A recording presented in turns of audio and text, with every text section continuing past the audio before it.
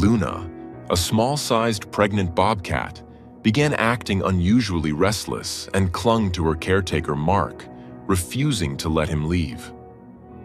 Their bond had always been strong, and her fearful, desperate behavior signaled that something was seriously wrong. When the veterinarian attempted to examine her, Luna reacted defensively. Everyone laughed. But Mark knew this was something else. The animal he cherished was desperately trying to tell him something, and he was running out of time to figure it out. What did Luna know that the humans couldn't see? Why was she so desperate to keep Mark close? The truth behind the bobcat's strange behavior was more horrifying than any of them could have imagined. Before we start, hit the like button and make sure to subscribe if you haven't, and hit that notification bell so that you won't miss any new stories. The morning mist clung to the pines of the Black Pine Wildlife Sanctuary, a sprawling haven in the Oregon wilderness dedicated to animals that could never be re-released. For Mark Callahan, a senior keeper in his late 50s, the air smelled of damp earth, cedar, and the sharp, metallic tang of the predator enclosures. He'd worked here for 2 decades, and his joints ached in the chill. But his steps were light. His first stop was always the same. "Mornin', Lou," he murmured, unlatching the heavy service gate to the bobcat habitat. From the shadow of a basalt rock ledge, a small bobcat emerged. This was Luna. She was diminutive for her species, barely 20 pounds, with tufted ears that seemed a size too large for her delicate, spotted face. But what she lacked in size, she made up for in spirit. And at the moment, she was visibly, profoundly pregnant. Her belly, swollen and round, swayed with a cumbersome grace as she trotted toward him. She didn't meow or roar. She greeted him as she always did, a low, breathy chuff and a firm press of her head against his denim-clad shin. "Doing okay, Mama?"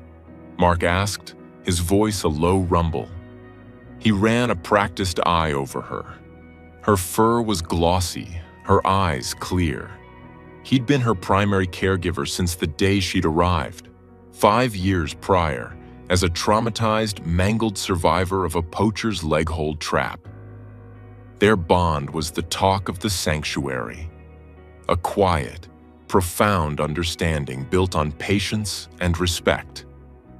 He filled her water dish and checked the den. Everything seemed normal.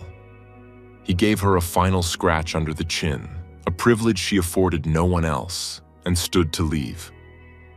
"All right, girl, I've got the cougars to check on. You be good." He turned. A flash of tawny fur cut him off. Luna was at the gate, blocking his exit. "Come on, Lou, move it." He gently tried to nudge her aside. She didn't budge. Instead, she let out a sound he had never heard before. It wasn't a hiss or a growl. It was a high, desperate trill, vibrating with anxiety. She pressed her body against the wire mesh of the gate, looking back at him, her golden eyes wide with a plea he couldn't decipher. "Luna, what's gotten into you?" Mark's brow furrowed. He reached for the latch. In a move of shocking boldness, Luna reared up and placed her 2 front paws flat on his chest, her claws carefully sheathed. It was a gesture of pure desperation. Mark froze. He looked down at the animal, her swollen belly pressing against his shirt, and felt a cold knot of dread form in his stomach. This wasn't affection. This was terror. Josh, a new keeper in his 20s, walked by, pushing a wheelbarrow of feed. He stopped and chuckled. "Looks like someone's got separation anxiety, old man," Josh said, leaning on his rake. "She's not gonna let you go." Mark kept his eyes on Luna. "It's not like that, Josh. Something's off." "She's just hormonal," Josh replied dismissively, tossing a piece of straw. My sister was the same way with her first kid. Cried every time her husband left for work. She's nesting. She's decided you're her, I don't know, her birthing partner?" Josh laughed again, a bright, careless sound in the quiet morning. "She's just being a girl, Mark. Don't let her boss you around." Mark felt a flash of irritation. "She's not a girl, Josh. She's a bobcat, and she's telling me something's wrong." "Sure, Mark, whatever you say." Josh shrugged, still smiling, and continued on his way. The sound of his wheelbarrow faded, leaving Mark alone with Luna and his growing fear. The laughter stung, not because it was mean-spirited, but because it was so ignorant. He tried again to move to the gate. Luna's reaction escalated. She dropped to all fours and began pacing, her trill lowering into a guttural moan of distress. She circled him, her body low to the ground, her eyes never leaving his. He saw a slight, uncontrollable tremble in her back legs.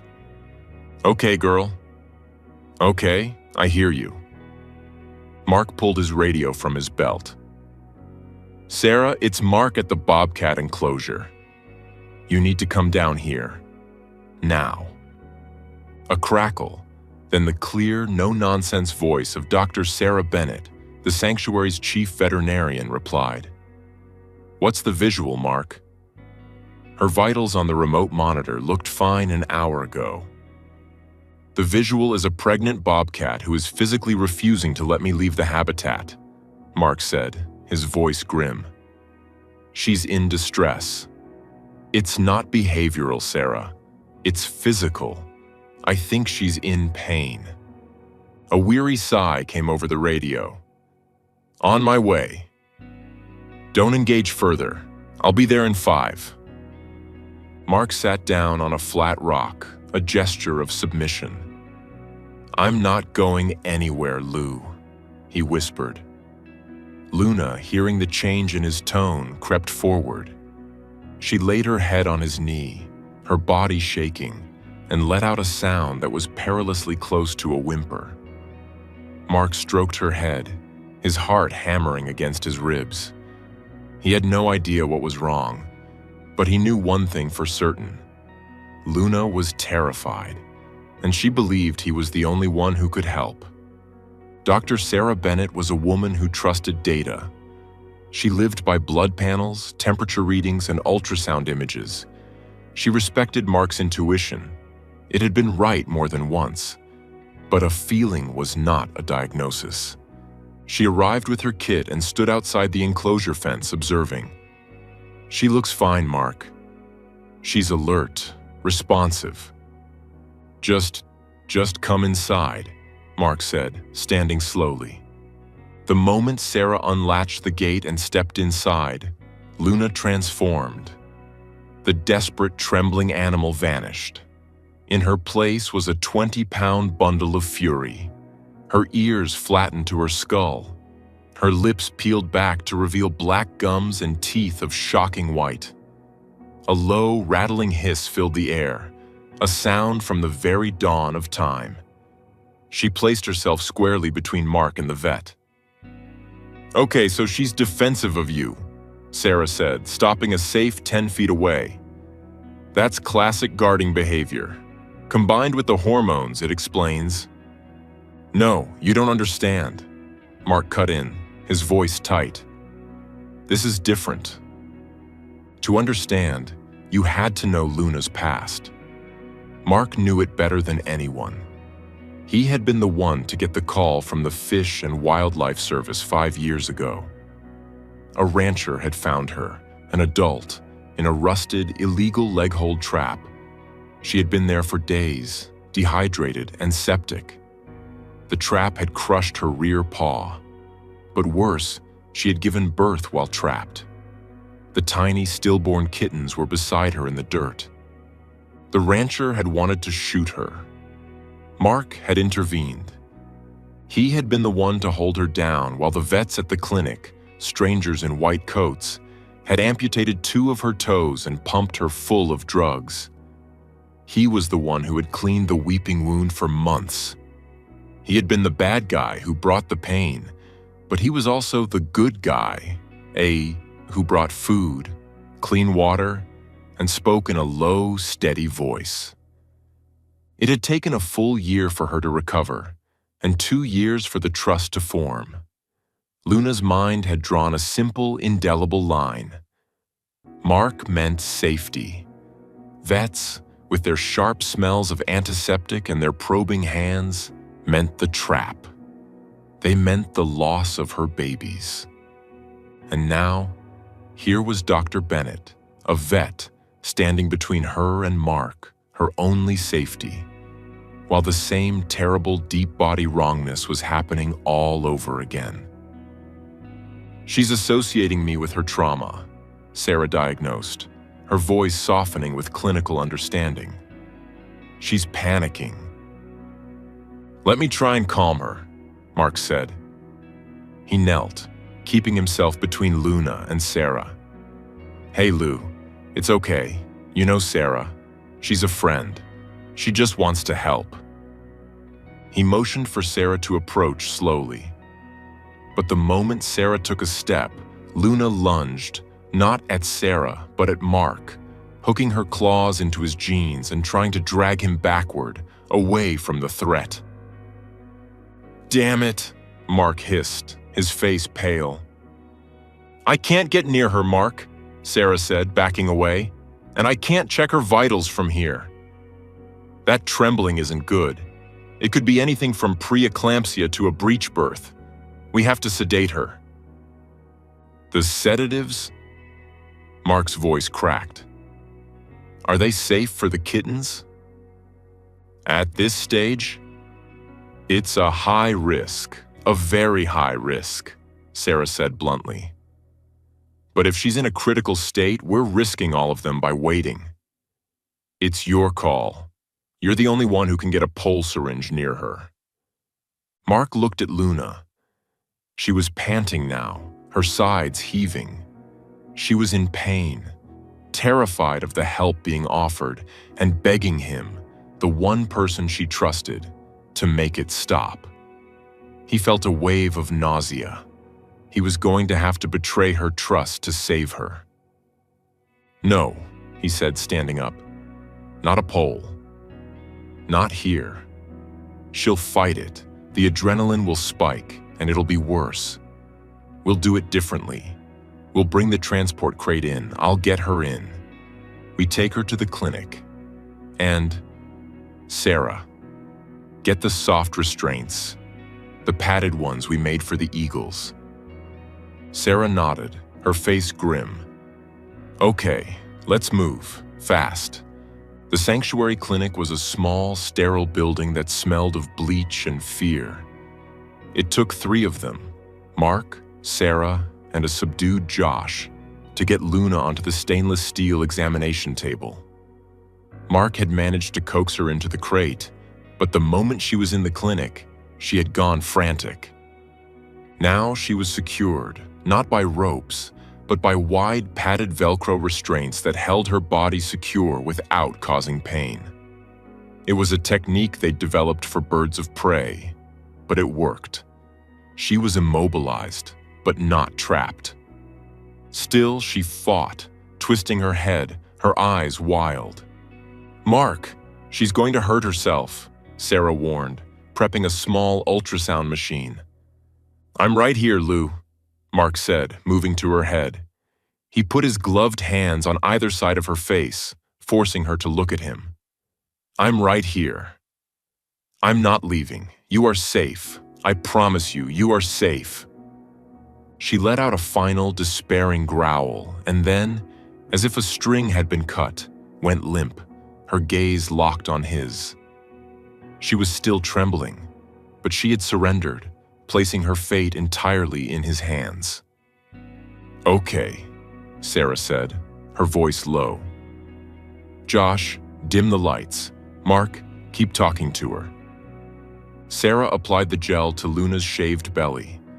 Josh stood in the corner, his arms crossed, his earlier cockiness completely gone. He looked terrified. "Okay, let's see what we've got," Sarah murmured, sliding the transducer. The black and white image flickered to life on the monitor. "There," Sarah said, a small smile touching her lips. "There's a heartbeat. Strong. 140. She moved the wand. And there's another. And, oh my goodness, a third. 3, Mark. She's carrying 3. Mark let out a breath he didn't know he was holding. Relief, potent and immediate, washed over him. 3? She's just full to bursting then. Maybe it's just false labor. Maybe she's just scared. Josh chuckled, a nervous, reedy sound. See? Just hormones. Told you. Sarah's face went rigid. Wait.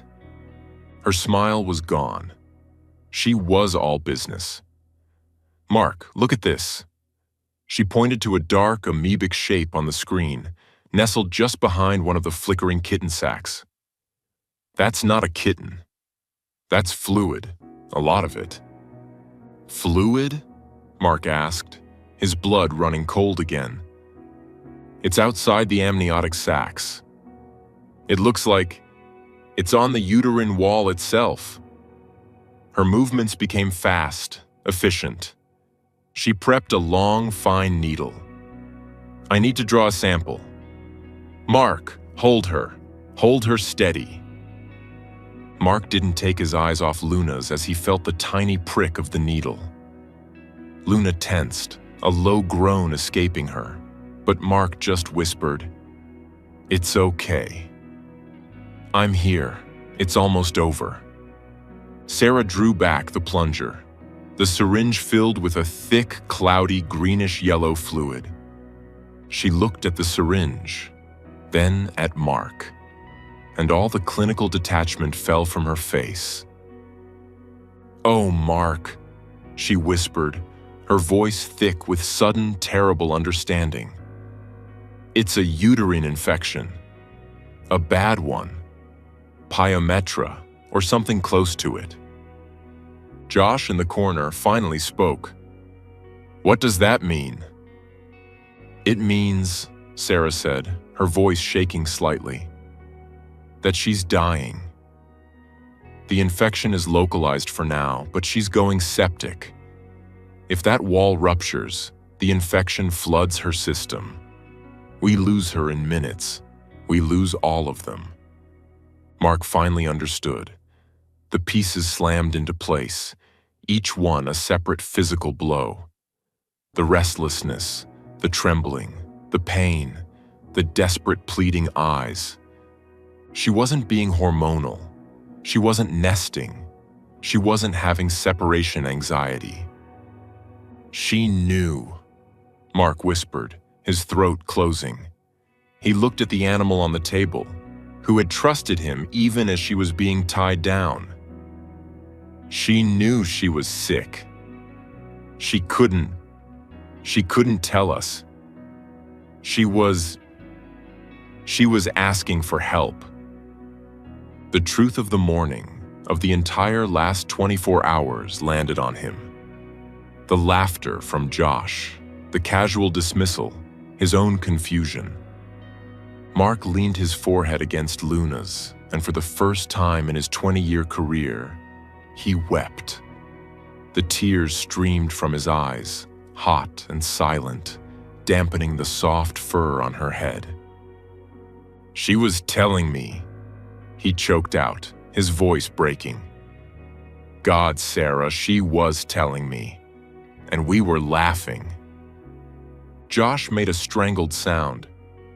"Mark, I didn't know. I'm so sorry." "Get the van," Sarah ordered, her voice like steel, cutting through the grief. She was already on the phone. "Get Director Stevens. We can't handle this. This is acute, critical care. I'm calling the veterinary teaching hospital in Corvallis. They have a specialist. If we leave now, we might have a chance." She looked at Mark, his face buried in Luna's fur and her own eyes filled. "Go, Josh! Now!" The 2-hour drive to Corvallis was a blur of flashing lights and frantic prayers. Mark refused to leave Luna's side. He rode in the back of the climate-controlled transport van, sitting on the floor by her crate, his fingers laced through the wire. He never stopped talking. "You're a fighter, Lou. You know you are. You survived the trap. You survived the cold. You're going to survive this. You just have to hold on. We're almost there. I'm not leaving you." They were met by a team led by Dr. Evans, a specialist in high-risk exotic animal pregnancies. He was grim and spoke in clipped, fast sentences. "It's advanced," he said, looking at Sarah's chart and the fluid sample. "We have 2 options. 1, emergency C-section and spay. We remove the kittens and the infected uterus. The kittens will not survive. They're too premature. But it gives Luna the best chance." "No," Mark said instantly. "The second option," Dr. Evans continued, "is to try and treat the infection with the kittens in utero. We'll use a high-dose, broad-spectrum antibiotic drip. We'll flush the infection. But the drugs themselves could be toxic to the fetuses. We could lose them anyway. And if the treatment doesn't work fast enough, we lose her too. It's a 50-50 shot at best." Mark looked at Luna, now being transferred, weak and barely conscious, to a gurney. He thought of her lost first litter. This was her second chance. "Save her," Mark said, his voice raw. "That's the priority, but we have to try. We have to try to save them all. Do the antibiotics." Dr. Evans nodded. "It's the harder path, but I agree. Let's get her prepped." The next 48 hours were the longest of Mark's life. Luna was in a sterile ICU, in an oxygenated critical care unit. Mark wasn't allowed in. "He's not essential personnel," a stern-faced tech told him. This time, Mark didn't weep. He roared. "You don't understand." He seethed, jabbing a finger at the tech, his face inches from hers. "Her stress levels will kill her faster than the infection. She thinks she's been abandoned. She thinks she's back in the trap. She thinks I left her. You have to let me in." Dr. Bennett, who had stayed, stepped in. "He's right, Dr. Evans. He's not just her keeper. He's her primary anchor. In her mind, he's her entire world. If you want her to fight, she needs him." Dr. Evans looked at Mark, at the desperation and unshakable certainty in his eyes. He sighed. "Get him some scrubs." The vigil began. Mark sat on a cold steel stool outside the oxygen cage. Luna was a shadow behind the plastic, hooked up to a tangle of tubes and wires. She was barely conscious, but when he spoke, her ear twitched. "I'm here, Lou. I didn't leave. You're safe. You're a good mom. You just fight. You just hold on." He sat there for 2 days. He dozed in the chair. He drank bad coffee from a vending machine and just talked. He told her about the sanctuary. He told her about the new perches they were building. He told her the sun was shining. Dr. Bennett sat with him for a long time. "You did good, Mark," she said softly. "I should have known sooner, Sarah." "How?" She hid it. They all hide it. It's instinct. Showing weakness is a death sentence in the wild. The only reason we knew it all, the only reason she has any chance, is because she trusts you. She broke every rule in the Bobcat book to ask you for help. On the 3rd morning, A tech came in to check the monitors. She frowned, tapped the screen, and then her eyes went wide. "Dr. Evans," she called out, "you need to see this." Mark was on his feet in an instant. "What? What's wrong?" Dr. Evans rushed in. He looked at the chart. Her fever, it's broken. Her white cell count is dropping. The antibiotics, I think they're working. He shined a light into Luna's cage. Her eyes were open, not wide and terrified, but sleepy and aware. She saw Mark. A tiny, weak chuff came from inside the box.